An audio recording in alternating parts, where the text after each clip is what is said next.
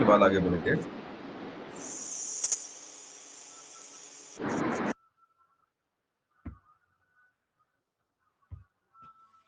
चलिए, तो प्रश्न छूटा था हमारा जहां से, तो कुछ भूल गया होगा गुप्त वंश के बारे में जो पढ़ाया था हमने, लेकिन फिलहाल जवाब दे दीजिए। शासन काल में भारत आया था, प्रश्न नंबर 34 है। तो इसका जवाब था आपका चंद्रगुप्त सेकंड। आप लोग इसको क्लिक किया और ये सही था उसमें। चलिए, अगला प्रश्न आप लोगों का है, मंदिर निर्माण कला का जन्म सर्वप्रथम कब हुआ था? मंदिर निर्माण कला का जन्म सर्वप्रथम कब हुआ था? गुप्त काल में। तो इसका जवाब आपका गुप्त काल है। कर लीजिए प्रश्न, सही है। अगला, स्तंभ लेख में सक्रोपम कहा गया है। कहोम स्तंभ लेख एक चर्चा इस पर हुई थी, इसका जवाब क्या बताइए? कहोम, प्रयाग, प्रशस्त, जूनागढ़ अभिलेख, मंदसौर। तो इसका पहला वाला। कहोम है, पहला वाला सही इसका है। फाहियान कहाँ का निवासी था? प्रश्न है। चाइना। चीन का। इसका जवाब है चीन, चीन का निवासी था। वेनसांग का क्या नाम था? वेनसांग,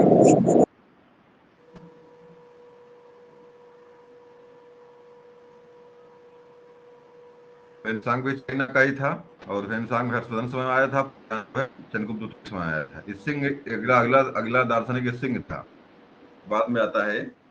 गुप्तकालीन शासन प्रणाली किस प्रकार की थी? ये भी प्रश्न चर्चा में हुआ था, आया था। इसका जवाब बता दीजिए क्या है? राजतंत्रात्मक। राजतंत्रात्मक थी, बिल्कुल सही जवाब है।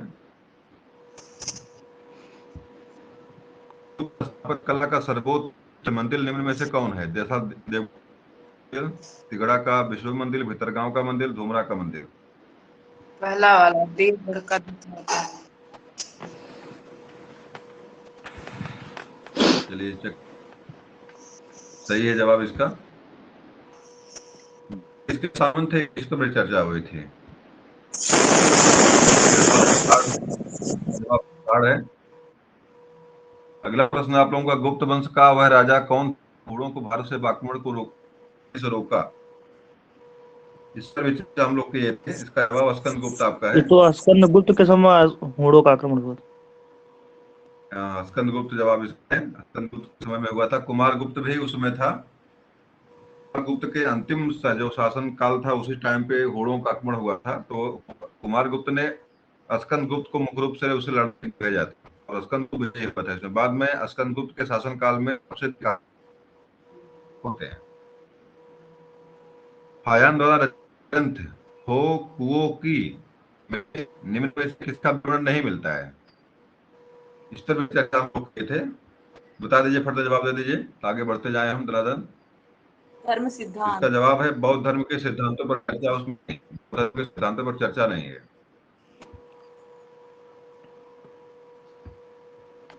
गुप्त वंश के शासन में प्रथम महाराजा धीराज की उपाधि धारण किसने किया था? इस पर भी चर्चा हुई थी।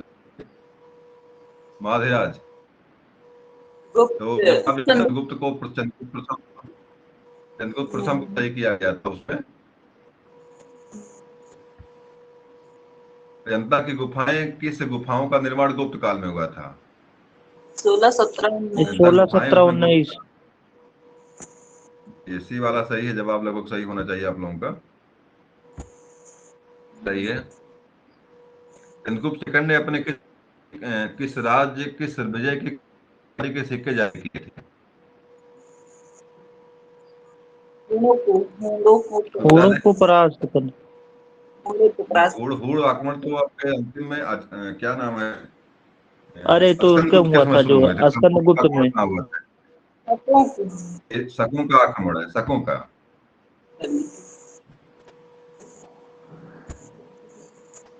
खरगोश के लेखक अमर सिंह किसके दरबारी थे? तो नवरत्नों में एक थे। चंद्रगुप्त सेकंड थे, इसका जवाब आपका हो जाएगा डी वाला चंद्रगुप्त सही। द्वितीय तो। चंद्रगुप्त दूसरे के नवरत्नों में एक थे ये, तो वही जवाब है। गुप्त शासन के दौरान में से ऐसा कौन कौन व्यक्ति था जो महान खगोल वैज्ञानिक और गणितज्ञ था? इस पर चर्चा किए थे हम लोग। आर्यभट्ट। अरे हाँ। गणितज्ञ तो यही। आर्यभट्ट। हाँ बिल्कुल। अरे ये आर्यभट्ट ही सही है। बाणभट्ट जो है कि हर्षवर्धन के दरबारी थे, और भानुगुप्त जो है सेनापति थे। बरामिहिर जो है नवरत्नों में एक थे, तो आर्यभट्ट और बरामिहिर जो है इसके दरबारी थे, भानुगुप्त सेनापति थे। बार और वही बाण तो बाण जो है हर्षवर्धन के दरबारी थे। तो जवाब यही सही है। किस से गुप्तकालीन शासक को कविराज कहा जाता है? कविराज कहा गया है। तो इसका भी जवाब आपका जो है समुद्रगुप्त रहेगा। समुद्रगुप्त के सिक्कों पर इसे बीड़ा बजाते हुए दिखाया गया है। प्रेमी होने का इसे जो कविराज की उपाधि जो है दी गई है।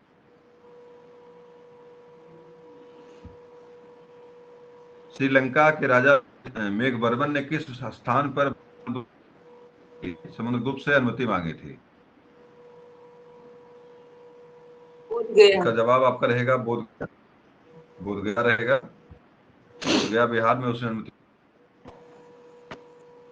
हम्म, अगला प्रश्न है, कौन कौन सा राजवंश हूणों के आक्रमण में अत्यंत हुआ? गुप्त, मौर्य, कुषाण, शुंग? गुप्त। तो इसका जवाब गुप्त वंश ही रहेगा। गुप्त वंश से अधिकतम सबसे अधिक परेशान जो है हूणों से गुप्त वंश से ही हुआ था। चंद्रगुप्त ने गुप्त वंश का प्रारंभ गुप्त संवत का प्रारंभ किस उपलक्ष्य में किया था? अपने राजा के स्मारक में, शकों के उन्मूलन के उपलक्ष्य में, इनमें से कोई नहीं, हूणों के उपलक्ष्य में? क्या सही करेंगे? सबको 319 में शक संवत का उन्मूलन अपने हुआ था। राज्यरोहण के उनका स्मारक के राज्यारोहण रूप में। उनका राज्यारोहण हुआ था, ठीक है। प्रयाग प्रशस्ति अभिलेख का लेखक हरिशेर किस शासक का दरबारी था? हरिशेर। चंद्रगुप्त तो समुद्रगुप्त का ही इसमें समुद्रगुप्त प्रशस्ति लेखक, मुख्य दरबारी समुद्रगुप्त का ही था।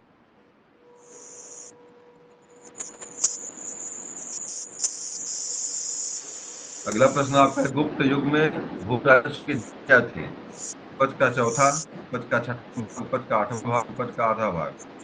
इसका सर उपज का चौथा होगा। होगा, हमें देखते हैं इसका जवाब। उपज का छठा भाग यहाँ लिखा हुआ है, उपज का छठा भाग। अगला प्रश्न देखिए, समुद्रगुप्त की सैनिक उपलब्धियों का वर्णन है। एरड़ के, गया के, प्रयाग के, नालंदा के? प्रयाग के नाम से प्रसिद्ध है और समुद्रगुप्त का प्रशस्त लेख है वो, तो प्रयाग वाला सही आपका हो जाएगा।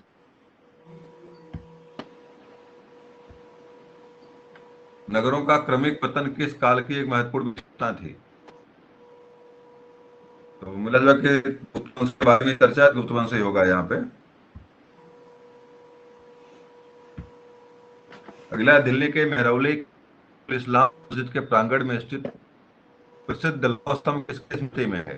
चंद्र के, हर्ष के, अशोक के, अंगपाल के? इस पर हमने किया था। ये तो तो हाँ बता चर्चा दीजिए कि हुई दिल्ली थी। का जो लौह स्तंभ है, जिस पर जो है कभी तक जंग नहीं लगी है, ऐसा इस तरह के आविष्कार थे उसमें लोहे को लेकर। तो ये किसका संबंध में है? ये दिल्ली का मेहरौली लौह स्तंभ गुप्त काल से तो करे, उस पर चंद्र शब्द लिखा हुआ है। हाँ चंद्र। तो पहला वाला आप देख लेंगे, यहाँ से निकल लेंगे, यहाँ से पहला वाला।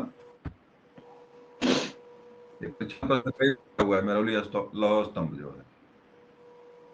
कालिदास द्वारा रचित मालविका मित्रम नाटक का नायक पुष्यमित्र शुंग, गौतमी सतकर्णी, अग्निमित्र, चंद्रगुप्त सेकंड?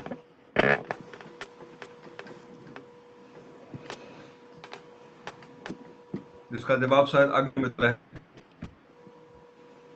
देखता हूँ सही क्या होता है, यहाँ पे है अग्निमित्र। संवत 319 से 320 को प्रारंभ करने का श्रेय किसे जाता है? तो इजिप्ट इसके पहले आया था। तो आप चंद्रगुप्त प्रथम या चंद्रगुप्त सेकंड क्या सही करेंगे?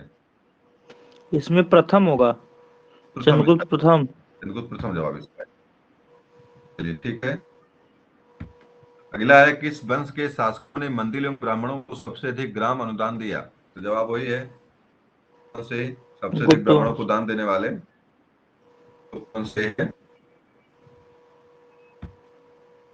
काल को प्राचीन भारत का क्लासिकल युग क्यों कहा जाता है? कला एवं साहित्य के क्षेत्र में चरमोत्कर्ष पर पहुंचने के कारण, व्यापार में अभूत के कारण, प्रचुर मात्रा में स्वर्ण सिक्के चलाने के कारण, सभी कारणों से? उपर्युक्त सभी। यही सही हो सकता है। कला व साहित्य के क्षेत्र में अपने पहुंचने का कारण। ये प्रचुर मात्रा में स्वर्ण सिक्के भी तो है। लेकिन उसको बाकी चीजें जो लिखा गया है, क्या बोलते हैं, जो बाकी चीजें हैं जो मुख्य रूप से उसको स्वर्ण काल, बाकी चीजें जो कहे गए उसके वही चीजें हैं खास करके उसमें। सिक्के चलाए गए यही है, प्रचुर मात्रा में सोने के सिक्के इस काल में सबसे अधिक चलाए गए। फिर उसमें एक ऑप्शन और है जो उसका वो उसमें कट भी गया, बैक देना पड़ेगा इसके लिए आपको। चलिए छोड़िए। अगला है, सारनाथ के धार्मिक स्तूप का निर्माण किस काल में हुआ था? धार्मिक स्तूप। तो जवाब आपका वही रहेगा। गुप्त काल के बारे में चर्चा है, गुप्त काल का ही वर्णन होगा इसमें। तो किससे है? गुप्त काल से ही होगा। देखते हैं जवाब क्या है इसका। किससे है? निम्न में से किस काल में स्त्रियां पुरुषों के बराबर ही थी? पुरुषों के बराबर थे गुप्त काल में। इसमें से किसी में भी नहीं। मौर्य काल में, चोल काल में। तो जवाब गुप्त काल से स्त्रियों चाहिए। की स्थिति देखिए अच्छी इसमें क्या थी। सही होता है। सही सही है गुप्त काल। गुप्त काल की सोने की मुद्रा किसको कहा जाता था? ये प्रश्न परीक्षा में कई बार आया हुआ है। दिनार। इसको उसमें दिनार कहते थे। और चांदी के सिक्के को जो है कुछ निष्कस या कुछ तरह के उसका नाम था। दिनार सही यहाँ हो जाएगा आपका। उसमें सिक्के को दिनार कहते थे। कुमार संभवम महाकाव्य किसने लिखा था? सबको पता है। बाणभट्ट, हरिशेर, कालिदास, चंद्रवंत। किसने लिखा था? कुमार कालिदास। संभवम। तो लिखने वाले कौन थे? कालिदास थे। बिल्कुल सही है। बताओ चंद्रवरदाई ने क्या लिखा है? चंद्रवरदाई पुस्तक नाम बता दीजिए। परमाल वासु। पृथ्वीराज रास। नहीं, राजराज। पृथ्वीराज रासो। पृथ्वीराज रासो है। और हरसेठ ने बताओ क्या लिखा? हरसेठ ने क्या लिखा है?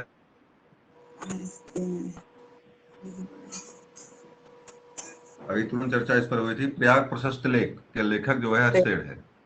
बाणभट्ट की पुस्तक का नाम बताइए। बाणभट्ट ने क्या लिखा है? कादम्बरी। और कोई रचना की? हर्षचरित्र प्रथम ऐतिहासिक ग्रंथ है इसका, हर्षचरित्र। हर्षचरित्र और हर्षचरित्र। कादम्बरी, चंडी शतक, ये बाणभट्ट की रचनाएं हैं। बाड़ी बाड़ो बहू, ईसा इस तरह से इसके बारे में कहा जाता है। बाड़ोच्युतम जगत सर्वम, बाढ़ के द्वारा संपूर्ण जगत जूठा कर दिया गया है। और काव्यात्मक शैली के रूप में प्रसिद्ध है इसकी रचनाएं। नालंदा विश्वविद्यालय की स्थापना का युग है? मौर्य, पाल वंश, गुप्त वंश, पाल वंश। गुप्त, कुमार गुप्त। कुमार गुप्त ने किया। बहुत सही। कुमार गुप्त ने जो है इसकी स्थापना किया था। मतलब चलिए अगला आ जाइए। नालंदा विश्वविद्यालय की बाल विवाह की प्रारंभ हुई थी किस काल में? तो ये गुप्त काल ही मानिए इसको आप, जो है जो गुप्त काल वर्णन गुप्त काल ही होगा ये।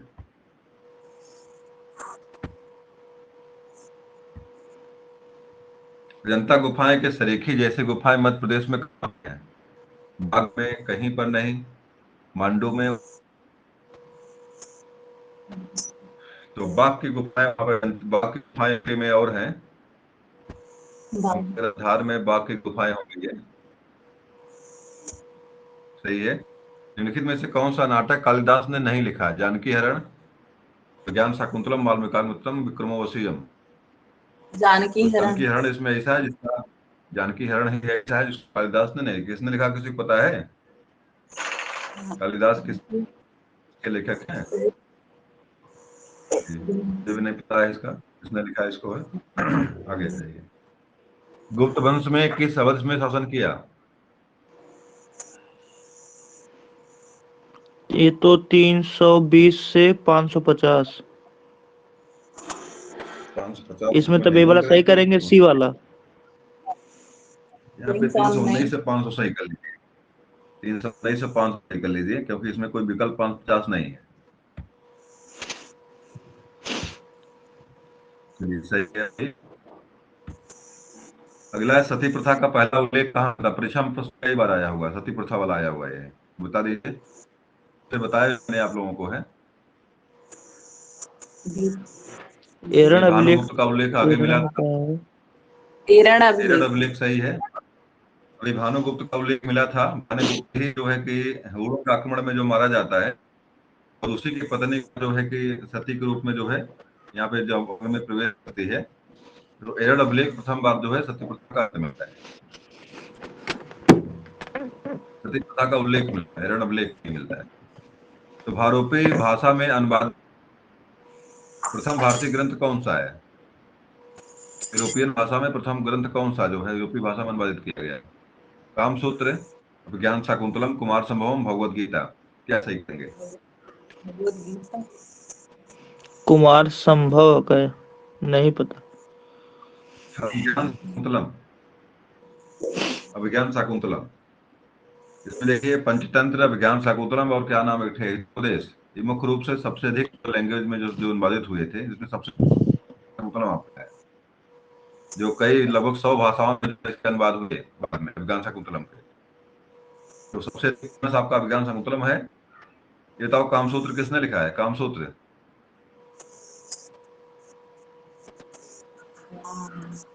परीक्षा में कई बार प्रश्न यहाँ भी टच किया, वात्स्यायन। कामसूत्र वात्स्यायन।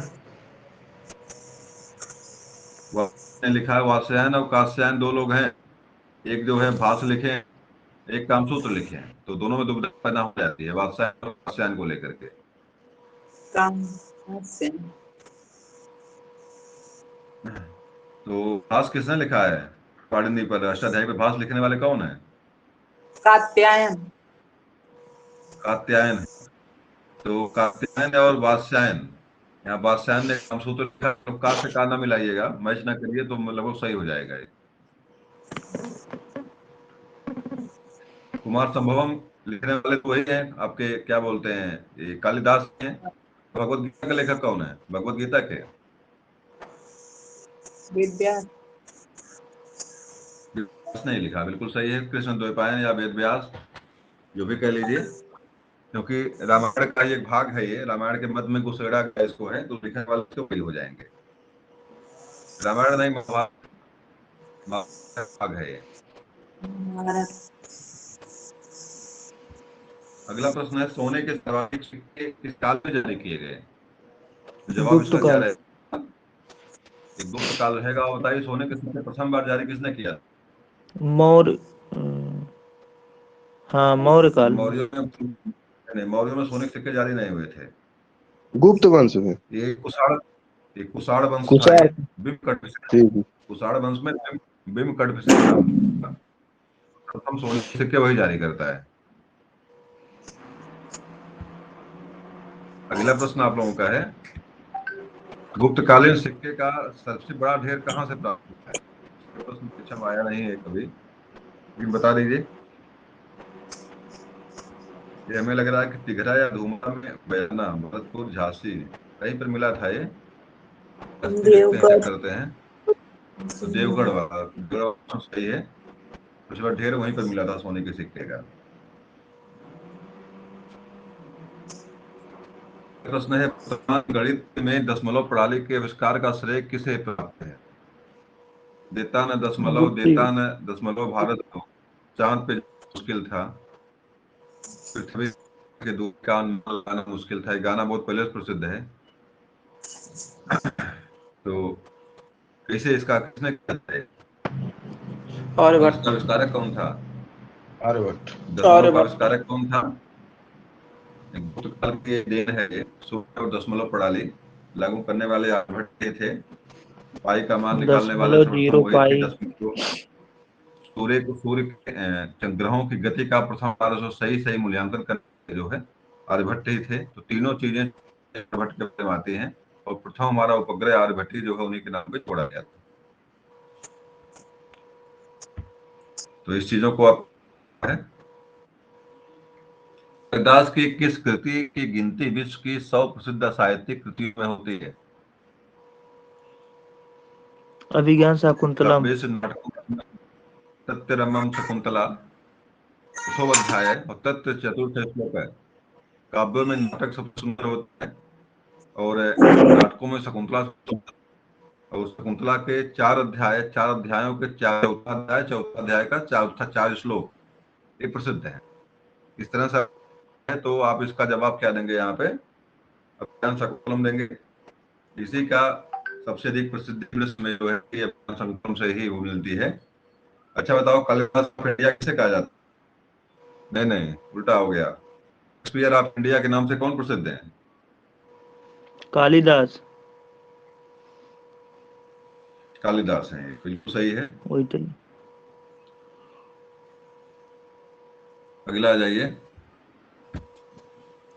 निम्नलिखित किस गुप्त शासन ने अपने सिक्के पर बीड़ा बजाते हुए प्रतीक में अंकित करवाया है?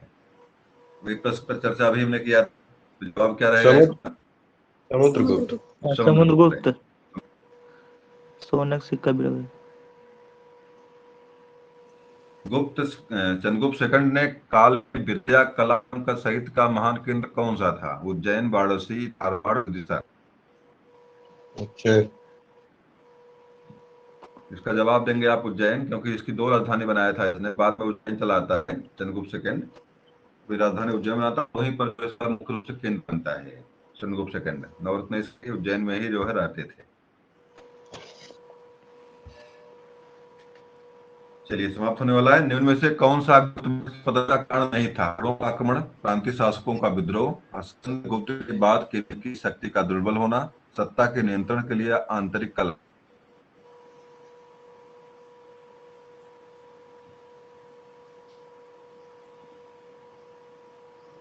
इसमें दुविधा में हम भी हैं, कौन सही करें। फिलहाल इसको हम सही कर लेते हैं। सबसे कमजोर ऑप्शन जो दिख रहा है। प्रांतिक। चलिए, सही भी निकल गया वही।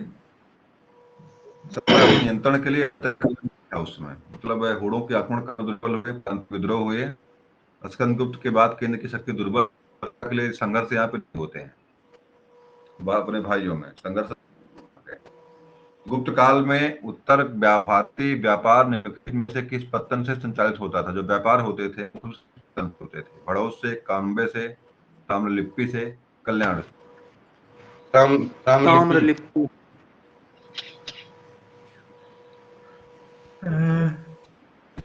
अब भड़ोस सही कर लेते हैं, देखते हैं सही क्या होता है, मुझे पता नहीं है। चलिए, ताम्रलिपि। ताम्रलिप्ति है ये। ताम्रलिप्ति सही है। जी सर। अगला प्रश्न आपका है, किस गुप्त शासन को नालंदा विश्वविद्यालय का संस्थापक माना जाता है? चर्चा कुमारगुप्त। इस पर हुई थी, बता दीजिए। कुमार गुप्त हैं जी। जो है नालंदा विश्वविद्यालय की स्थापना किया था। अंतिम प्रश्न आपका इसके बाद है, गुप्त शासकों द्वारा जारी किए गए सिक्के चांदी के सिक्के कहलाते थे? रूपक। रूपक। शार्पण, रूपक। पड़ और दिनार। रू, रूपक। चलिए, रुपयम कहते, दिनार सोने रुपयम का था। कहते थे उसको। रूपक, रूपक रूप में आया, रूपम कहते थे उसको। दिनार जो है, जी। सोने के सिक्के को दिनार कहते थे। तो आपका सही जवाब हो जाएगा ये। चलिए, तो इस तरह से आपका जो है, आपने गुप्त वंश के महत्वपूर्ण प्रश्न जो थे उस पर आपने चेक किया, और बहुत बढ़िया प्रश्न थे। निश्चित रूप से प्रश्न जो है कि भले इतिहास के थे, लेकिन प्रश्न आपके हर परीक्षा में प्रश्न यहाँ से पूछे। कोई भी परीक्षा होती है, गुप्त काल से प्रश्न कार्ड उठा के दे देता है आपको। चलिए, अब अगला चैप्टर आपका था जो हम पढ़ाने वाले आप लोगों को थे, मुख्य रूप से हम तो पढ़ाने वाले आपको भक्ति आंदोलन थे, लेकिन चलिए हम जो है मुख्य रूप से पहले प्रश्नों पर ही चर्चा कर भक्ति आंदोलन के। एक मिनट।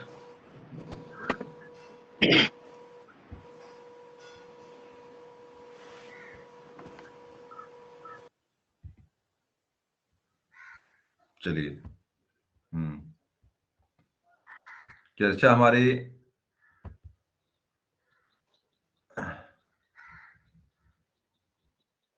पढ़ाने की इच्छा भक्तिकाल थी, लेकिन भक्तिकाल पढ़ाने को समय नहीं बचा है, इसलिए हम प्रश्नों पर ही चर्चा सीधे करेंगे ताकि आप लोगों को मिल जाए।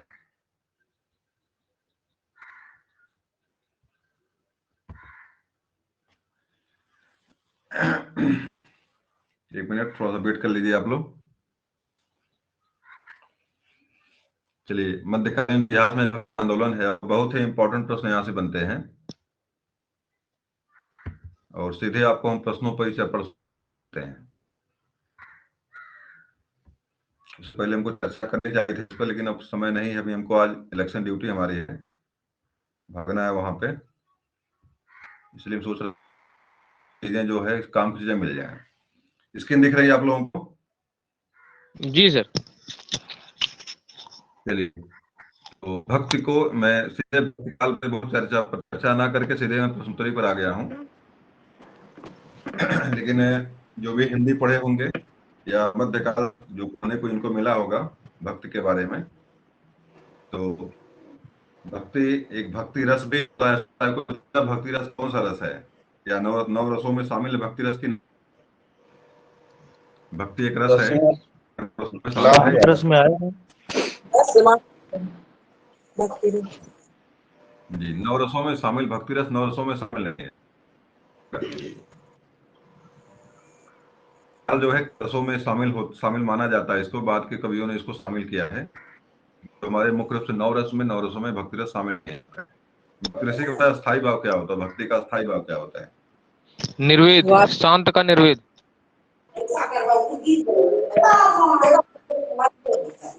तो मैं भक्ति का पूछ रहा हूँ, मैं शांत का थोड़ा पूछ रहा हूँ। शांतों की नव रस है, तो नवा रस शांत रस है, उसका निर्वेद होता है। भक्ति रस और बुद्धि रस दो रस भी जी जी जी, वात्सल्य होगा। का ईश्वर विषयक प्रेम इसका है। भक्ति रस का जो रस है आपका है, ईश्वर विषयक प्रेम इसका है। एक बुद्धि रस के रूप में रस की गणना होती है, लेकिन इसकी चर्चा मुख्य रूप से आपको रसों में नहीं मिलती है। 12वां रस को बुद्धि रस के रूप में गणना होती है। जैसे बुद्धि रस का मतलब होता है, जैसे कोई गणित का सवाल कोई बढ़िया है, उसको आपने हल किया तो आपके बहुत प्रसन्नता मिलती है आपको। रस इतना वो भी रस। और आपका भक्ति रस जो है, ये आपके ईश्वर विषयक प्रेम को लेकर के देखता है। और खास करके ये चीजें जो है 8वीं शताब्दी से लेकर के 16 पड़ती हैं। कारण क्या था कि मंगोल और मुगलों के आक्रमण के और मुगलों के द्वारा, चूंकि इस्लाम भारत में एंट्री मार चुका था, तो भारत में जो धर्म व्यवस्था थी, बाकी जो यहाँ की प्रजा थी बिल्कुल जो हिंदू थी, और मुस्लिम शासक जो मुसलमान थे, कहीं कहीं से इस्लाम धर्म का प्रभाव पड़ता है। और कुछ लोग जो है कि यहाँ के राजा बिल्कुल निरीह हो गए थे। अपने सुरक्षा के लिए जनता ने जो है ईश्वर की तरफ उन्मुख होते हैं। यहाँ से जो है भक्ति भाव का जो जन्म होता है। और भक्ति आप जानते हैं कि मध्यकाल को जो हिंदी साहित्य का स्वर्ण काल कहा, इसको क्या बोलते हैं? स्वर्ण काल बोलते हैं हिंदी साहित्य का। सृजन जो है इसी काल में होता है। चाहे तुलसीदास को ले लीजिए, उसको ले लीजिए, चाहे आप जो है कि मलिक मोहम्मद जायसी को ले लीजिए, ये सारे लोग जो हैं, कबीरदास को ले लीजिए, रामानंद को ले लीजिए, जो है अद्वैतवाद के जनक जो हुए हैं, ये सारे लोग जो इसी काल में आते हैं और बढ़िया बढ़िया से चीज जो है धर्म को लेकर चर्चा तेजी से। ठीक है, हम सीधे आपको प्रश्नों पर ले आते हैं। भारत को दार्शनिक आधार प्रदान करने वाले प्रथम आचार्य कौन? रामानुजम,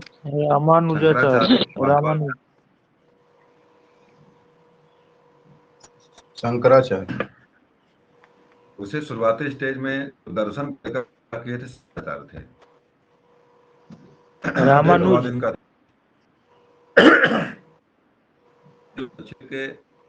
चलिए, रामानुजा ही सही होगा, उम्मीद करता हूं मैं। शुरुआती स्टेज में जो अद्वैतवाद को लेकर चर्चा जो हुई थी, अद्वैतवाद को लेकर के, तो मुख्य रूप से शंकराचार्य ने किया था तर्क को लेकर के। लेकिन दार्शनिक आधार देने वाली जो बात चर्चा होती, दार्शनिक आधार की चर्चा रामानुजी ने मुख्य रूप से विशिष्टाद्वैत का शायद था, विशिष्टाद्वैतवाद। पहले अद्वैतवाद, पुनः जो है कि विशिष्टाद्वैतवाद आता है, रामानुजम का आता है। तो ये दार्शनिक आधार देने का प्रयास जो प्रथम बार जो है रामानुज ने ही किया था। अगले प्रश्न पर आ जाइए। प्रश्न आपका है, महापुरुषी धर्म के शरण संप्रदाय के संस्थापक थे? रामानुज आचार्य, वल्लभाचार्य, चैतन्य महाप्रभु, शंकर देव। महापुरुषी धर्म एक शरण शंकर देव, शंकर देव सही है।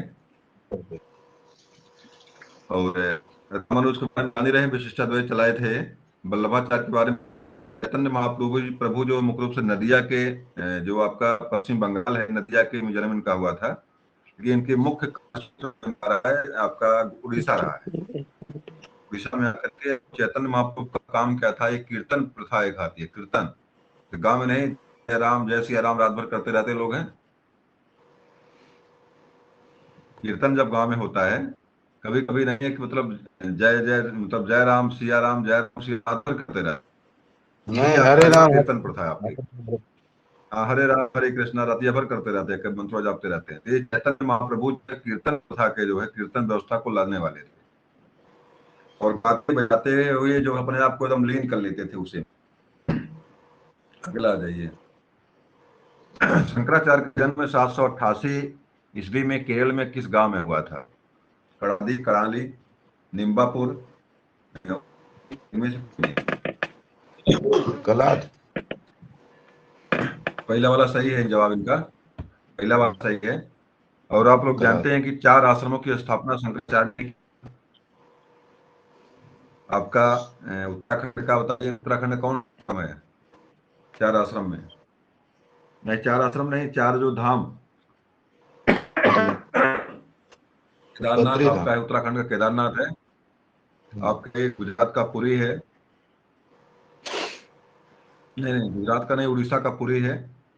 और गुजरात का जो द्वारकापुरी है, और आपके तमिलनाडु का जो है क्या बोला धाम है।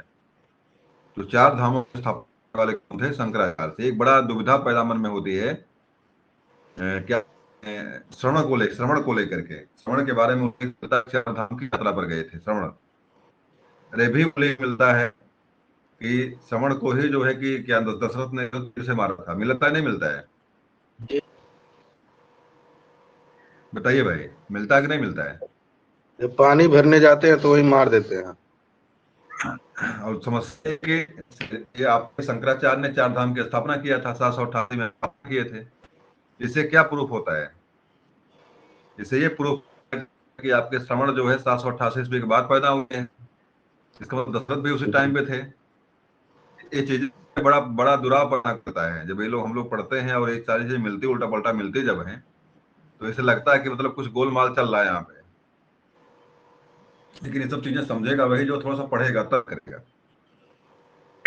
चलिए ठीक है, आ जाइए नीचे। सभी के मध्य एक समान विशेषता थी कि उन्होंने क्या किया, उन्होंने अपनी वाणी को उसी भाषा में लिखी जिन्हें उनके भक्त समझते थे। रोहित वर्ग की सत्याग्रह, स्त्रियों को मंदिर जाने को प्रोत्साहित किए, मूर्त पूजा को प्रोत्साहित किए। क्या सही करेंगे? ये वाला ये बात सही, इसमें जवाब होना चाहिए आप लोगों का सही है। चलिए आगे आ जाइए। भक्ति का प्रारंभ किया गया अलवार नयनार संतों द्वारा, सूफी संतों द्वारा, सूरदास द्वारा, तुलसीदास द्वारा। क्या सही करेंगे? नयनार संतों द्वारा। के बारे में परीक्षा प्रश्न आप लोगों को पूछता है, अलवार और अलनार के बारे में प्रश्न यही पूछता है कि अलवार जो है कि संत कहाँ के थे और नयनार संत कहाँ के थे। मुख्य रूप से जानिएगा कि दक्षिण भारत के दोनों लोग थे ये। और अलवार वाले जो थे ये विष्णु के उपासक थे, और नयनार वाले जो थे क्या बोलते हैं शंकर के उपासक थे। और मुख्य रूप से दक्षिण भारत में ही भक्ति का जन्म जो है दक्षिण भारत में ही होता है। इसको याद कैसे कर सकते हैं? अच्छा, में कहीं तो समझा इसकी याद कैसे कर सकते हैं? जिसे नयन शब्द है, अगले में नयन शब्द है। 3 नेत्र होते हैं, 3 नेत्र से जो है नयन को फिट कर लीजिए, शंकर को फिट कर लीजिए, बाकी अपना अगला अपने आप आपको याद हो जाएगा। अलवार प्रांत जो आपका है, अलवार जो संत थे ये विष्णु के उपासक थे, और नयनार माने नैनो वाले मतलब शंकर भगवान। तो इसे शंकर को फिट कर लीजिए, वहां से जो है विष्णु को फिट कर लीजिए। तो आपको याद है कौन संत किसकी पूजा करते थे? एक की संख्या इसमें 63 थी, लगभग 63। तलवार वाले संतों की संख्या 63 थी, और नयनार संतों की संख्या जो 52 थी। तो इस तरह से दोनों जो है मुख्य रूप से दक्षिण भारत में कहावत मिलते हैं, भक्ति उपजो दक्षिण में और लायो रामानंद। तो भक्ति की उत्पत्ति जो है दक्षिण भारत में अलवार और नयनार संतों द्वारा होती है, लेकिन इसको सूतर लाने का श्रेय मुख्य रूप से किसको मिलता है? रामानंद सागर को, रामानंद को मिलता है, रामानंद को मिलता है।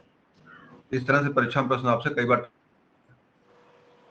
सूफी संतों के बारे में आप जानते ही हैं, सूरदास के बारे में, सूरसागर, सूर सरावली सहित लहरी, और सगुण भक्त के उपासक थे, कृष्ण के जो है कि उपासक में गिनती इनकी होती है। अष्टसाप जो बने थे उसमें इनको अष्टसाप का जहाज कहा जाता है सूरदास को। और मुख्य रूप से ये जो है मथुरा में एक पंचनाभन का मंदिर था, वहीं पे मुख्य रूप से रहते थे। और तुलसीदास के बारे में सबको पता है, जो है कि क्या बोलते हैं, अकबर के समकालीन रामचरितमानस, विनय पत्रिका, और बहुत सारे रचनाएं इनकी, लगभग 13-14 लिखा है। सारी चीजें जानिएगा आप लोग, इनके बारे में मिलेंगे, अभी पढ़ेंगे आप लोग। पर चर्चा में करनी पड़ जाए, लेकिन चलिए कोई बात नहीं, आप लोग कुछ न कुछ पहले से पढ़े हुए हैं इसके बारे में। रामानुज के अनुयायियों को कहा जाता है रामानुज, शैव, वैष्णव, अद्वैतवाद, अभूत। किसके अनुयायी थे? मतलब शैव के अनुयायी थे, विष्णु के अनुयायी थे?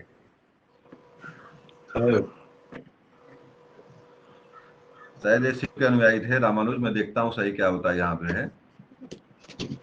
चलिए, मेरे ज्यादा वैष्णव वाले हैं तभी, वैष्णव वाले अनुयायी, वैष्णव के अनुयायी थे, मतलब विष्णु के अनुयायी थे। आदि शंकर जो बाद में शंकराचार्य बने, उनका हुआ था अभी अभी इस पर, इसके पहले चर्चा हुई। बता दीजिए कहाँ जन्म इनका हुआ था, शंकराचार्य का? गांव नहीं मिला था अभी इनका जो हाँ लेकिन पश्चिम बंगाल, केरल। नहीं, पश्चिम बंगाल में उनका जन्म हुआ था भाई। चैतन्य महाप्रभु का नदिया में हुआ था, जहाँ पे सबसे अधिक जो नदिया माने 24 परगना आपका है, जहाँ पर सबसे अधिक आपके वो मिलते हैं, आर्सेनिक मिलते हैं आज। एक आर्सेनिक ग्रसित क्षेत्र भारत का कोई अगर नदिया और 24 परगना क्षेत्र है। ये भी परीक्षा में प्रश्न हुआ है। तो आपके चैतन्य महाप्रभु जो नदिया नदिया के थे, नदिया माने आपका पश्चिम बंगाल जी। बीजक का रचयिता कौन है? सूरदास, तुलसीदास, रैदास, पीपा। कबीर। कबीर। कबीर रचना लिखा, मुझ कागज छुओ नहीं, कलम कहो नहीं हाथ। तो कबीर ने कुछ लिखा है? जी सर। धर्मदास उनके लिखे। तो कैसे आपका, धर्मदास। तो कैसे करें बीजक का रचयिता कबीर है? इसमें ऑप्शन कैसे? कहाँ? धर्मदास। इसमें बीजक का पूछा है। हाँ, लिखने तो वाले उनका कबीरदास हैं। जिसमें वो इसमें संग्रहित ऑप्शन किए, जो उनका संग्रहित ग्रंथ है वो बीजक ही है। चलिए, बिल्कुल जवाब सही आप लोगों का है। कारण क्या है कि इसमें धर्मदास शब्द नहीं है, धर्मदास यहाँ पे नहीं है। ताकि शब्द रामायणी कबीरदास तीनों का में, जो हाँ बिल्कुल वो सही है बात। मैं कहने का मेरा तात्पर्य था कि जो बीजक है साकी शब्द रमैनी जो है, उसको संकलन करता जो है धर्मदास थे। कबीरदास ने कबीरदास ने कभी कलम नहीं कर उठाया है। साफ साफ लिखा उन्होंने है, मत्स्य कागज सही। गहो नहीं, मत्स्य कागज छुओ नहीं, कलम गहो नहीं हाथ। मैंने कभी कागज नहीं छुआ, ना ही मैंने कलम कभी उठाया है। इसको लिखने वाले, इकट्ठा करने वाले कौन थे? कबीरदास के शिष्य धर्मदास थे। लेकिन यहाँ धर्मदास है या दास को ही सही करना आपको इसको है। बीजक जो है, बीजक में जो 3 चीजों का है, साथी माने साक्षात, पद और रमैनी। चलिए ठीक है। और बाकी आ जाइए, नीचे आ जाइए। कवित्री मीराबाई थी, कुलीन नारी जिसने कभी विवाह नहीं किया, गुजराती शाही परिवार से संबंधित, जिसका विवाह राजपूत में हुआ था, मध्य प्रदेश के एक पुजारी की पुत्री, राजपूत शासक की एक पुत्री क्या राजपूत सही शासक करके। की पुत्री पत्नी। मध्य प्रदेश की। इसका जवाब आपका है सही डी। है, लेकिन जो बता रहे हैं मध्य प्रदेश नहीं, राजस्थान है वो। राजा भोजराज की पत्नी थी ये। भोजराज की पत्नी थी, राणा सांगा की पुत्र वधू थी। उनके पिता का नाम रतन सेन कुछ करके नाम था, ये मुझे सही सही याद नहीं आ रहा, रतन सेन कुछ नाम था, पिता के नाम था इनका। और इनके भाई का नाम क्या नाम है, जहर भेजे भाई मेरे राणा, क्या नाम है, जहर भेजो किस करके घोषणा की है। लेकिन फिलहाल जानिएगा कि राणा की पुत्रवधू थी ये, और राजा भोजराज नाम था उसका, भोजराज की पत्नी थी। बाद में भोजराज की मृत्यु हो जाती है। खानवा का युद्ध, बताओ खानवा का युद्ध कब हुआ था? खानवा का युद्ध 1500 नहीं 16 हाँ 1528 1528 में हुआ था। खानवा के युद्ध में ही जो है, खानवा के युद्ध पानी राणा पिया सांगा खाना खाया भोजराज की मृत्यु 27 में होगा, 27 में, है। क्योंकि 26 से नहीं स्टार्ट होता है, 27 में होगा पानी पिया खाना खाया, 27 नहीं में। गलत। चंदेरी का 27 27 में शायद हुआ था। चंदेरी वाला 27 में हुआ था, खानवा का 28 में हुआ था। अरे भाई पानी पिया खाना खाया है, ट्रिक है, तो 26 से चालू होता चलिए है फिलहाल 27 देखिए, में। 1926 चलिए में वो इसको पानीपत देख, का हुआ। नहीं तो पर ये 26 में 27 हुआ में था, होगा, 27 वाला। बादशाह चलिए हेमू ठीक के है, उसको बीच। देख खानवा लीजिएगा, का होगा। देख लीजिएगा उसको। फिलहाल मैं जान रहा हूँ, तो इतना कंफर्म है, खानवा के युद्ध में ही राजा भोजराज की मृत्यु हुई थी, पुत्र की। जी। और पृथ्वी और प्राणा सांगा भी इसी युद्ध में घायल होने के कारण मरा था। दोनों की मृत्यु जो है खानवा के युद्ध में ही हुई थी। आगे आगे, और इसके बाद ही एक चीज और जानिएगा, जैसे मीराबाई का नाम यहाँ पे आया है, तो मीराबाई जो है कि कृष्ण की जो है कि जो कृष्ण को पति के रूप में जो है स्वीकार करती है। पहली कोई ऐसी मतलब भक्ति आई जो है कि देवता को जो है पति के रूप में जो स्वीकार करे। और रैदास की क्या थी? शिष्या थी। रैदास माने जो मन चंगा कठौती में गंगा, जो उनकी लाइन थी रैदास की। रैदासी परंपरा जो थी उसी की जो अनुयायी थी मीराबाई। और मुख्य रूप से जपजू करके जो मंदिर है वहां पे गुजरात में, फिर राजस्थान के क्षेत्र रहा है, गुजरात रहा है, तो वहां पे रणछोड़ का मंदिर है आपके गुजरात में। मुख्य रूप से वहीं पर ये जो है रही, और वहीं पर मृत्यु हो रही है मीराबाई की।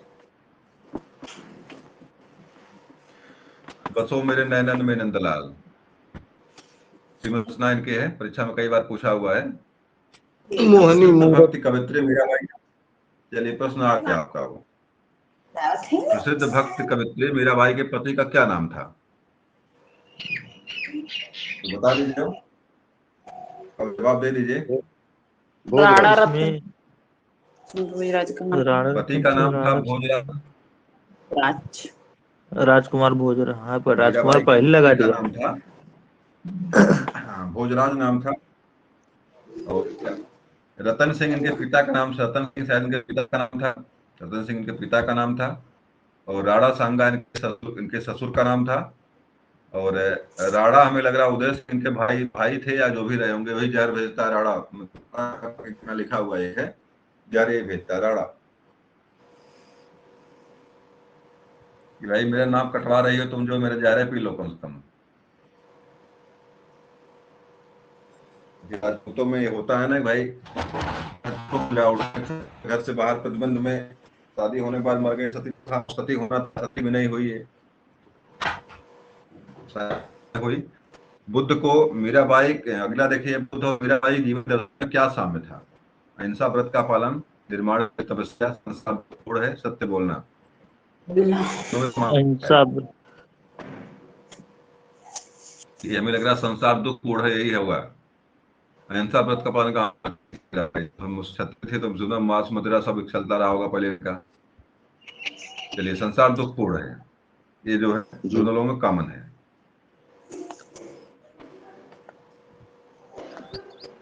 अगला है, ब्रह्मा सत्य है और जगत मिथ्या। ब्रह्म सत्य, जगत मिथ्या। अहम ब्रह्मास्मि। ब्रह्म यह किसकी उक्ति है? अहम ब्रह्मास्मि, जगत सत्यम, नहीं नहीं, क्या बोलते हैं, ब्रह्म सत्यम जगत मिथ्या करके लाइन है अद्वैतवाद की। बताइए अद्वैतवाद लिखा किसने है? अद्वैतवाद किसका किसका बल्लभाचार्य। मुख्य रूप से जो है कि अद्वैतवाद शंकराचार्य का है। अद्वैतवाद जो है शंकराचार्य का है, तो शंकराचार्य सही हो जाएगा इसमें। और अहम ब्रह्मास्मि का भी उसमें एक शब्द, अहम ब्रह्म, परीक्षा में कई बार पूछा है, I am the divine flame of God, तो अहम ब्रह्मास्मि। और ब्रह्म सत्यम जगत मिथ्या लाइन आपके अद्वैतवाद में है, शंकराचार्य की लाइन है। और ये बहुत ही प्रसिद्ध है, और खास करके मनु जो आपकी स्मृतियां हैं, जो उपनिषद, उस पर कई इन्होंने भाष्य लिखा इन्होंने। और दुर्भाग्य की बात है 35 साल की उम्र में ये बेचारे मर गए। 35 साल की उम्र में इनकी क्या हो जाती है, इनकी मृत्यु हो जाती है। 35 साल उम्र में बाद है ये। भारत को 4 भागों में इन्होंने 4 की धाम बनाए। पूरे भारत को सांस्कृतिक रूप से बांटने का प्रयास किया। ब्राह्मणों से कई बार इनका संघर्ष होता है, शास्त्रार्थ करते हैं और हर बार जीतते हैं। ब्राह्मणों को एकदम परास्त कर दिए, पूरा पूरा कर दिए, जगह जगह जा जा करके। लिखित में से किसे कुछ चारकों ने प्रच्छन्न बौद्ध की संज्ञा दी है? रामानुजम को, शंकराचार्य को, कुमारिल भट्ट को, चैतन्य को। प्रच्छन्न बौद्ध की प्रच्छन्न बौद्ध की उपाधि किसे दी गई थी? शंकराचार्य हैं क्या? तो शंकराचार्य ही सही करेंगे इसमें। शंकराचार्य खूब करते हुए घूमे, शादी उदी नहीं किए। 14 वर्ष की उम्र में ही घर से बाहर निकल जाते हैं। माता खुद रोकते हैं लेकिन मानते नहीं हैं। तो घूम घूम कर 35 साल तक पूरे भारत में घूम विचरण किए और 35 साल की उम्र में मर जाते हैं। रामानुजाचार्य को किस कट्टर से मतावलंबी चोल शासक ने धमकी के कारण चितनापल्ली छोड़कर मैसूर जाना पड़ा था? किसी ने हड़काया इनको, भाग जाओ नहीं तो तुम्हारा कल्याण नहीं है। रामानुजम को आओ। राजा राजा राज राजा कौन सही है इसमें? कुलोत्तुंग नाम था उसका, कुलोत्तुंग नाम था। शैव का अनुयायी था। ये जो है वैष्णव धर्म के अनुयायी थे। विष्णु को प्रचार कर रहे थे तो शैव धर्म का अनुयायी था। उसने कहा निकल जाओ, निकल लो यहाँ से। तो भाग कर मैसूर चले जाते हैं बाद में ये। रामानुजाचार्य को होयसल वंश की जैन मतावलंबी शासक बिट्टिंग को वैष्णव धर्मानुयायी बनाने में सफलता मिली। बिट्टुंग ने अपना नाम बदलकर क्या रखा था? मतलब एक जैन धर्म का अनुयायी था होयसल शासक, उसको बाद में जो है वैष्णव धर्म की दीक्षा देते हैं। तो कौन था वो? विठल स्वामी, रामा स्वामी, विष्णु स्वामी, विष्णुवर्धन।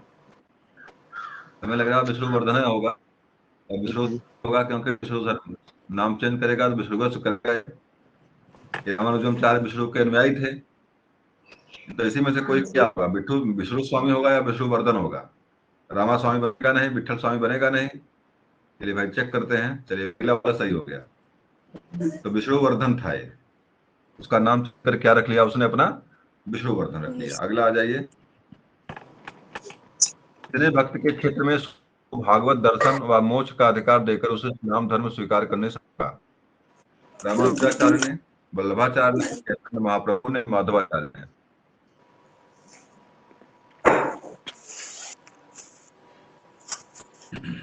इसका जवाब आ रहे हैं। देखिए समस्या क्या हुई, सुधार होने का कारण क्या था हिंदू धर्म में? सुधार होने का कारण यह था कि सारे लोग मुसलमान बनने लगे। इतना प्रताड़ित, मतलब न मंदिर में जा सकते थे, ना ईश्वर की पूजा कर सकते थे, ना ही भजन कीर्तन को सुन सकते थे, ना ही ओम शब्द का उच्चारण कर सकते थे। शीशा घुसा घुसा के डालते थे लोग। उसके बाद हुआ क्या, मुसलमान आए यहाँ पे। तो मुसलमानों ने कहा मेरे यहाँ आओ, मेरे यहाँ सब बराबर है, कहा झूठा वहां पे हो। सारे शूद्र लोग जो थे, जो छोटे जाति के लोग, सभी लोग क्या करने लगे? मुसलमान बनने लगे। अब उसी के चक्कर में आकर क्या किया इन्होंने, जो है बकाया भैया आप भी भगवान दर्शन कर सकते हो, आ जाइए। रामानुजम ने कहा जो है तो भगवान दर्शन मोक्ष का अधिकार दिया। कहा आप भी जो है मोक्ष प्राप्त कर सकते हो, आप भी जो भगवान का दर्शन कर सकते हो, मतलब मंदिरों में, और भगवान दर्शन का अधिकार मैं देता हूँ, आप करके इसको करिए। तो इस तरह से रोकते हैं वो शूद्रों को। आज आज इनकी बहुत लंबी प्रतिमा लग रही है, हैदराबाद में लग गई। कहाँ पे? हैदराबाद में 216 फीट ऊंची। लगेगी भैया, इन सब का काम है वही है। चलिए, दक्षिण भारत का वह संत कौन था जिसने जीवन उत्तर भारत वृंदावन में बिताया? दक्षिण भारत का संत था अधिकांश जीवन जो है वृंदावन में बीता है। तो कौन थे? रामानुजाचार्य, निम्बुकारचार्य, माधवाचार्य, विष्णु स्वामी। वैसे तो वृंदावन ही इनका लग रहा निम्बुकाचार्य है, ये राज देखते हैं पर्वत। निम्बुकारचार्य। चलिए, तो वृंदावन में बिताए यही हैं। ये हमेशा कर्नाटक के थे, बाद में आकर यहाँ वृंदावन में पूरा जीवन बिताते हैं ये। निम्बुकार आचार्य थे, निम्बुकार। अगला प्रश्न आप लोगों का, महाराष्ट्र में बिठोवा या विठल विष्णु का एक नाम है। आंदोलन का केंद्र था पंढरपुर, पैठन, कार्ले, एलिफेंटा। तो विठुल में लगा पंढरपुर है ये। यहीं पर इनका जो मंदिर है यहाँ पे विष्णु का, और विठोबा विठुल के नाम से प्रसिद्ध है ये। कहाँ पे है ये? एलिफेंटा क्या चीज है? गुफा है सर। एलिफेंटा गुफा एलिफेंट है। गुफा भी महाराष्ट्र महाराष्ट्र में है ये। महाराष्ट्र। महाराष्ट्र में भी, जी। महाराष्ट्र में भी। इसने भारत भगवत गीता का भावार्थ दीपिका नाम से एक बृहत मराठी में ज्ञानेश्वरी के नाम से जाना जाता है। मतलब टीका लिखती है भावार्थ दीपिका, और मराठी में टीका है, तो किसने लिखा इसको? है मराठी के लेखक मुख्य से कौन था इसमें से? ज्ञानदेव, नामदेव, एक तुकाराम। ये चार लोग मराठा, चार लोग महाराष्ट्र के ही थे, महाराष्ट्र के ही थे। इसमें से हमें लग रहा है कि नाम अगर आएगा तो ज्ञानदेव का नाम तो नहीं, कहीं देखते हैं, ज्ञानदेव ही सही है। तो इसमें भावार्थ मतलब खास करके चारों जो संत दिख रहे हैं आपको, ये चारों संत महाराष्ट्र के हैं। हम कभी प्रश्न इस समय टच करता है इनका संबंध किस राज्य से है, कहाँ से है? तो ज्ञानदेव, नामदेव, एकनाथ और तुकाराम, ये चारों के चारों जो है ये मुख्य रूप से महाराष्ट्र के थे, महाराष्ट्र के संत थे। संस्कृत भाषा है, क्या मेरी मातृभाषा 10वीं भाषा है? मतलब क्या मेरी मराठी भाषा जो है ये राष्ट्रों की भाषा है? ये किसकी है?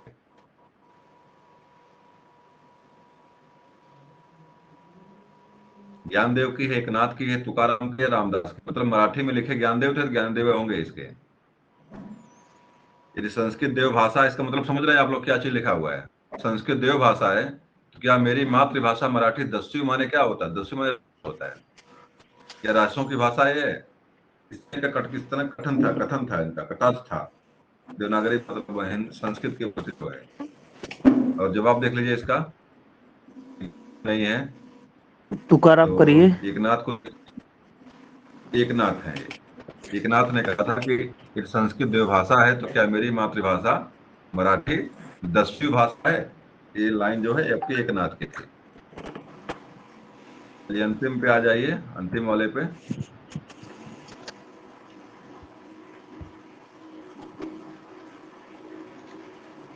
तो यहीं से इसको हम बंद करेंगे। चलिए,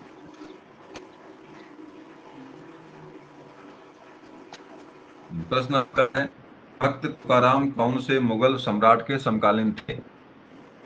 बाबर, अकबर, जहांगीर, औरंगजेब।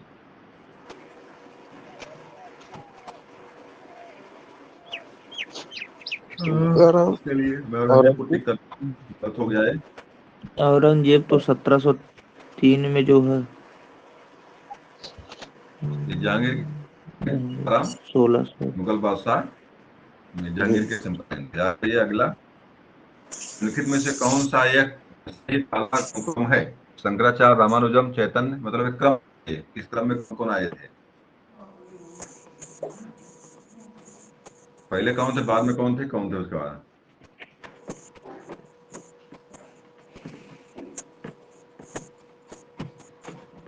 तो हमें लग रहा है कि इसमें क्या सही करें भाई, देख लेते हैं, बी वाला टिक करते हैं। ये भी रामानुचेतन सही नहीं है। शंकराचार्य का। शंकराचार्य, रामानुज और चैतन्य, एक क्रम है लोगों का। मतलब पहले शंकराचार्य हुए, उसके बाद रामानुज हुए, उसके बाद चैतन्य महाप्रभु हुए। तो ये तीन लोगों का इस तरह से क्रम है, क्रम क्रम से आगे पीछे चलते हैं ये लोग। तो नंबर 1 पे शंकराचार्य अद्वैतवाद, रामानुजम विशिष्टाद्वैतवाद, चैतन्य महाप्रभु कीर्तन के। तो इनका क्रम है अपना ये। अगला है, निम्नलिखित में किस भक्ति काल में अपने संदेश के प्रचार के लिए सबसे पहले हिंदी का प्रयोग किया? मतलब किस, कौन सा ऐसा कवि था जो हिंदी में प्रथम बार रचना शुरू करता है हिंदी में? दादू, कबीर, रामानंद, तुलसीदास। रामानंद।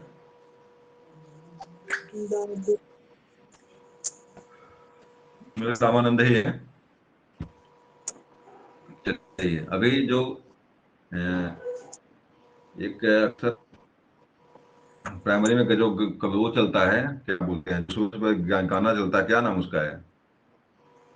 अरे सुबह सुबह जो प्रार्थना बच्चे करते हैं ना, वासक कोई बता दें?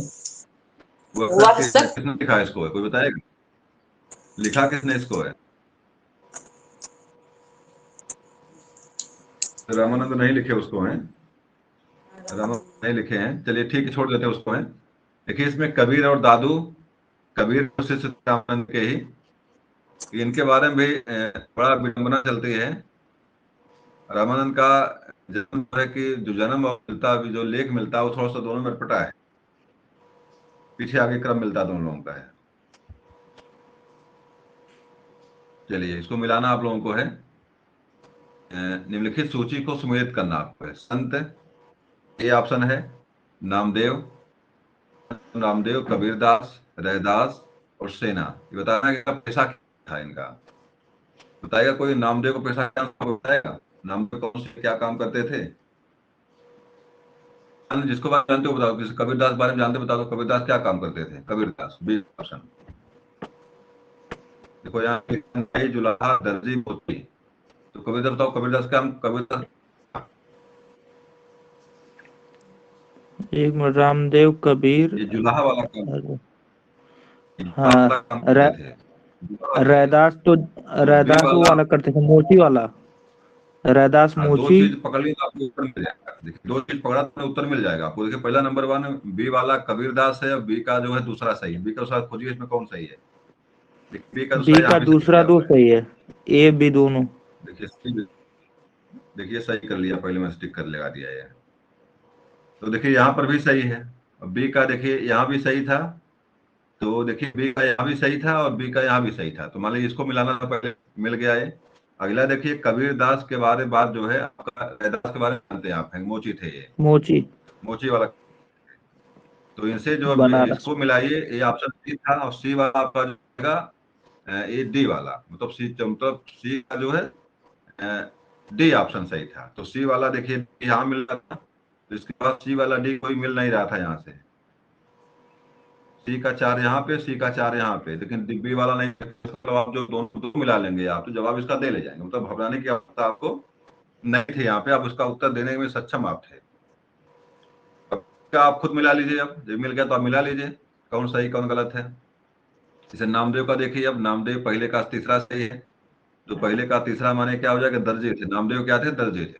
नामदेव दर्जे थे। दर्जी। कबीर जो है जुलाहा थे, और रैदास मोची थे। सेना क्या थे, सेना तो ये सेना सेना नाई नाई। हो जाएंगे। डी वाला, डी का वन सही नाई थे। तो इस तरह से भी अगर दो, अगर एक मिल गया आपको, एक अगर आप कंफर्म हो गए किसी पर, पहले उसको जाकर टेस्ट करो कहाँ पे है ये, क्या कि नहीं मिल रहा है, किस में मिल रहा है। अगर वो चीज मिल गया तो मान लो आपको उत्तर यहाँ से क्या हो सकता है, सही हो सकता है। तो मतलब एक पे जान गए तो आप 50% जान गए। इस तरह से आप इसको हड़बड़ाइए मत, कभी तो सुने आते तो हड़बड़ाइए मत वहां पे। शिवाजी के आध्यात्मिक गुरु रामदास, तुकाराम, एकनाथ, इसमें से कोई नहीं।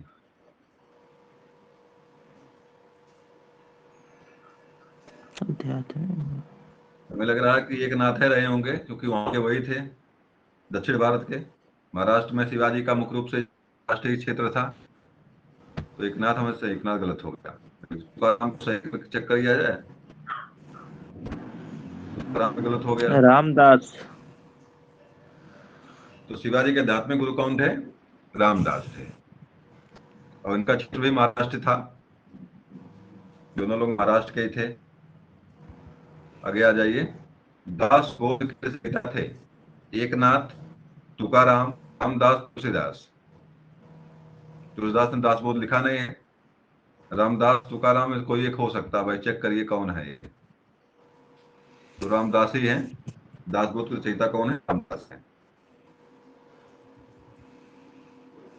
पाति पाति पूछे नहीं, हरि का भजे सो हरि का होई। ये पंक्ति किसकी है, रामानंद की, कबीर की, तुलसी की, जाति पाति चाहे पूछे। रामानंद होंगे चाहे सूर, ये दोनों लोग तो भक्ति से संबंधित सूर्य की भाषा है जब ये मानते थे। ध्यान दीजिएगा, सूर्य की भाषा ब्रज है। सूर्य की भाषा ब्रज, ब्रज ब्रज भाषा दिख नहीं रही यहाँ पे। जाति पात पूछे नहीं कोई, ये यहाँ पे आपको अवधि दिख रही है, जो हरि भजे सो हरि का होई। तो यहाँ पे तो इसका कभी रामानंद ही है, रामानंद ही यहाँ पे। कबीरदास, कबीरदास की भाषा पंचमेल खिचड़ी है, लैंग्वेज देख इसको। मतलब कबीरदास भाषा, कबीरदास कबीर भाषा, कबीरदास लाइन पढ़ लीजिए जान जाएंगे आप, कबीरदास लिखे इसको। तो ये लाइन आपकी किसकी है, रामानंद सागर मैं सागर बार बार दे रहा हूँ। रामानंद सागर इसलिए याद आता है क्योंकि रामायण मुख्य रूप से रामानंद सागर ने उसको लॉन्च किया था। तो रामानंद अलग है, रामानंद अलग है। गुरु नानक का जन्म 1469 में कहाँ हुआ था? तलवंडी, नानकाना, मुल्तान, अमृतसर, रोपड़। तो मिलना चाहिए सभी लोगों से। रोपड़ में है, अमृतसर में, मुल्तान में, तलवंडी में। तलवंडी में है। तलवंडी वर्तमान में आपके पाकिस्तान में है। सिख है, सिख है। धर्म का संस्थापक किसे माना जाता है? नानक, अर्जुन देव को, तेग बहादुर को, गुरु गोविंद को। तो सही है, इसका जवाब क्या देंगे आप? गुरु नानक को सही कर देंगे, गुरु नानक। ये संस्थापक। और सिख शब्द जो बना हुआ यहाँ पे है, सिख शब्द वास्तव में शिष्य का ही जो रूप है बना हुआ है, शिष्य से। परीक्षा में कई बार पूछता है कि सिख शब्द का तत्सम रूप क्या होगा, इसका जवाब क्या देंगे आप लोग? सिख। शिष्य से सिख बना हुआ, शिष्य से हुआ है। बंगाल और उड़ीसा में वैष्णववाद को लोकप्रिय बना किसे? बंगाल उड़ीसा दोनों के कौन थे? बंगाल में, उड़ीसा में दोनों के लोग कौन थे? वही मैंने चर्चा किया इस पर। भाई नदिया में जन्म इनका हुआ था पश्चिम बंगाल में। बसे आकर के उड़ीसा में पूरा प्रचार किया। आकर कौन थे?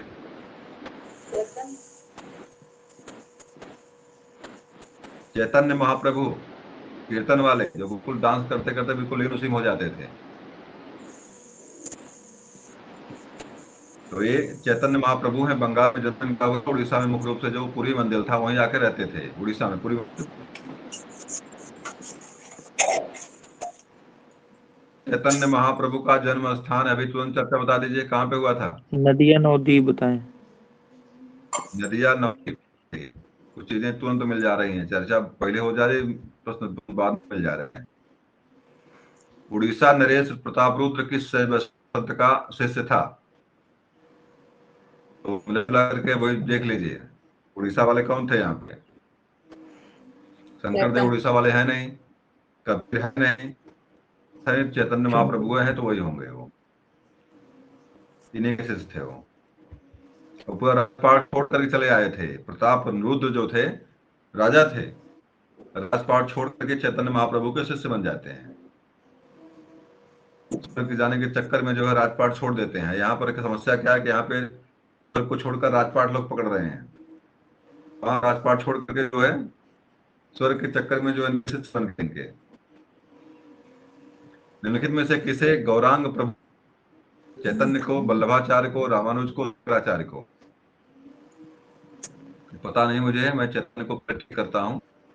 चलिए चैतन्य ही सही हो गए। प्रभु के नाम से प्रसिद्ध है, अपने आप को जो है विष्णु का अवतार मानते थे। चैतन्य महाप्रभु जो है अपने आप को विष्णु का अवतार मानते थे। सम्मिलित करना आपको है,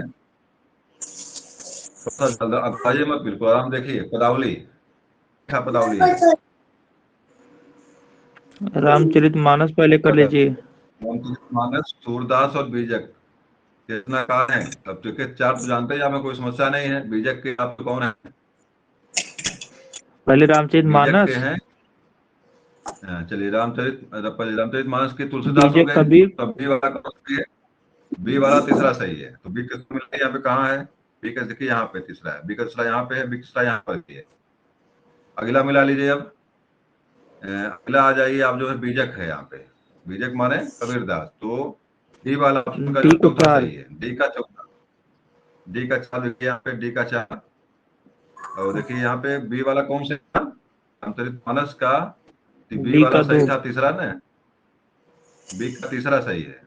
हाँ, बी का तीसरा, बी का तीसरा यहाँ सही था, यानी कि यहाँ बी सही था। वाला, तो आपका ऑप्शन बी। डी का आपका चौथा, डी का चौथा सही है। Option B. तो ऑप्शन बी सही करिए, यहाँ पे बी सही हो जाएगा। 2 मिल गया आपको। बाकी अब मिला लीजिए कौन सही कितना गलत है। पदावली किसने लिखा है? अब देखिए पदावली का पहला सही है। पहला का जो है ये पहला विद्यापति। वाला यहाँ पे विद्यापति, पदावली विद्यापति ने लिखा है। रामचरितमानस तुलसीदास, सूरदास लिखा है यहाँ पे है सूरसागर, और आपका चौथा कबीरदास ने लिखा है बीजक। तो इस तरह से आपका चौथा, इसमें दूसरा सही हो गया आपका सुना। अलसियों का मूल मंत्र अजगर करे न करे, पंचों काल परीक्षा में पूछा गया है, किसने लिखा है? अजगर करे न चाकरी, पंछी करे न काम।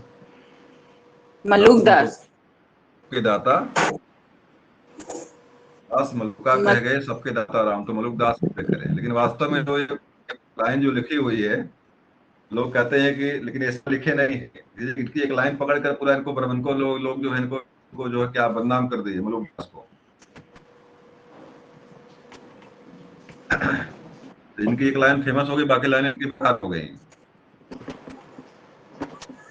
महात्मा गांधी का प्रिय भजन बैठो जन को तेने कहियो, जो पीर पराई। मुख्य रूप से किसने लिखा था इसको? गांधी बाबू गाते थे, नरसिंह मेहता, वल्लभाचार्य, कबीरदास, सूरदास।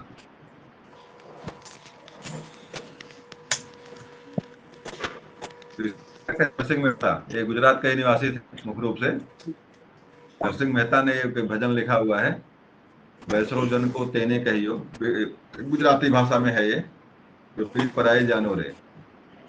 महात्मा गांधी गाते थे इसको। नरसिंह मेहता प्रसिद्ध संत थे। चलिए कहाँ थे?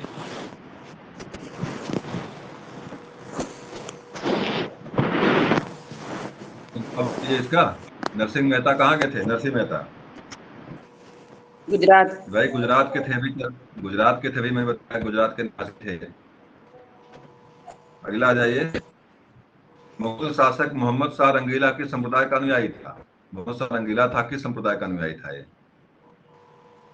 तो इसका शायद है एक शरण या शिव नारायण का अनुयायी था क्या?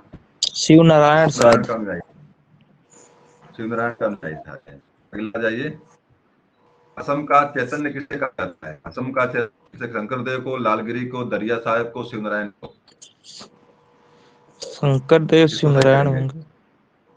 शंकर देव। चलिए शंकर देव। तो ये असम के चैतन्य है, ये चैतन्य महाप्रभु। अगला प्रश्न है, निम्नलिखित में से कौन भक्ति आंदोलन का प्रस्तावक नहीं था? नागार्जुन, तुकाराम, त्यागराज, वल्लभाचार्य। तो नागार्जुन शून्यवाद के हैं, तो मुझे लग रहा है यही नहीं रहे होंगे। चलिए, तो नागार्जुन मिल गए। तो नागार्जुन शून्यवाद के जनक हैं। और आपका हो गया ये प्रश्न पूरा हो गया, और मैं अभी पर क्लास बाद मेरी ट्रेनिंग है, तो निकलना वहां पे है। हो सकता है कि कल पहुंच पाऊंगा, अगर ठीक है। अगर सुबह क्लास चल हो सकता है कल यात्रा में ही रहना मुझे है। तो क्लास अपनी पे क्लोज करते हैं आप लोगों की।